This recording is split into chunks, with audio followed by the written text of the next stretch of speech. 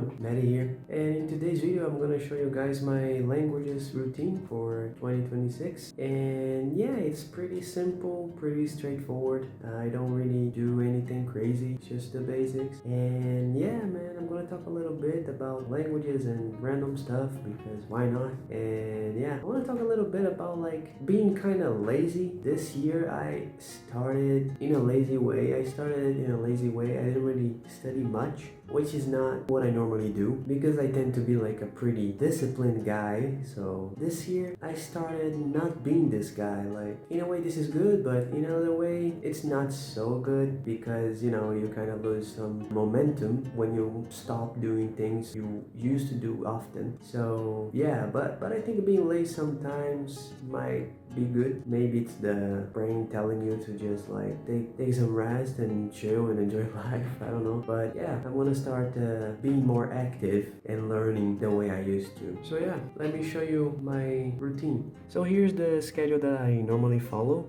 As you guys can see, there's something like that has nothing to do with languages, which is like computer networks that I'm currently studying and cloud. But here we have like the language that I study, which is like Swedish. I currently just study Swedish, but I want to start with Polish again and Mandarin. But I don't really know if I'm gonna have a lot of time to do so, but my plan is to start with Polish again because Polish is a very interesting and pretty language and I like it. So Mandarin is actually pretty cool and really important in today's society, let's say like this. So yeah, I wanna learn these two, mainly Polish because I already have some little experience in the language because I have been learning for a while, but I kind of learned the wrong way, so I'm kind of starting everything over again with my new method and so on. So yeah, and I'm gonna show exactly what I do in these languages. So let's go. So for Swedish, I normally follow this routine here. Monday listening and writing, Tuesday reading and speaking, Wednesday writing, listening, Thursday reading and speaking, Friday listening and writing, and then Saturday and Sunday I study grammar. And as you guys can see, there's always like an input and an output way. So like I always separate my studies into two parts, like the input part, which is like getting new words and grammar rules and stuff like that, and the output part, which is like putting what I have learned out to the world to see. So like through writing or speaking and or like this stuff. So I always have this way because I study passively and actively every day.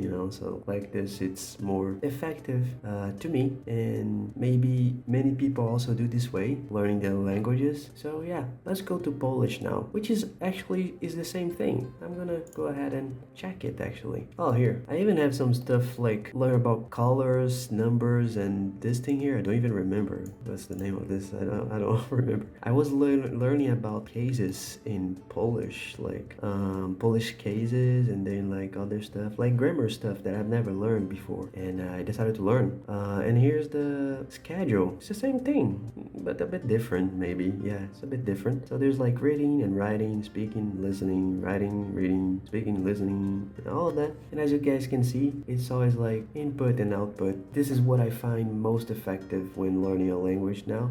When I started learning Polish, I didn't do any of this, so I learned in a very wrong way. So that's why I don't really speak much. I'm kind of very confused about speaking Polish now because I didn't really practice enough and I didn't really learn important stuff in Polish. For example, Polish cases. It's very important for you to make like a good sentence, and also I didn't really learn about the sentence structure of Polish, so that affected my learning a lot, which is something that I am fixing now with my new method. So yeah, this is like the schedule. And now let's go to Mandarin, which is like the one that I'm most lost at. Like I know that Mandarin you have to learn characters and tones and so on, but but I am at the phase of learning tones, so I don't even know my schedule how it is now. Okay, so here's my schedule for Mandarin. As you guys can see, it's kind of, I don't know if it's even good or bad because I'm kind of lost. This is a total